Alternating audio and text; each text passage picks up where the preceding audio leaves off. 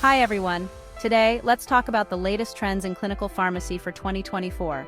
First, precision medicine is making strides by tailoring treatment plans to individual genetic profiles, resulting in more effective and personalized care. Pharmacists play a crucial role in interpreting pharmacogenomic data. Second, telepharmacy continues to grow, allowing pharmacists to provide remote consultations, medication management, and patient education. This expansion improves access to pharmacy services, especially in underserved areas. Third, artificial intelligence is enhancing clinical decision-making. AI can predict patient responses to medications, optimize dosing, and identify potential drug interactions, which helps improve patient outcomes. Fourth, pharmacists are gaining more authority to prescribe medications, particularly for chronic disease management and minor ailments.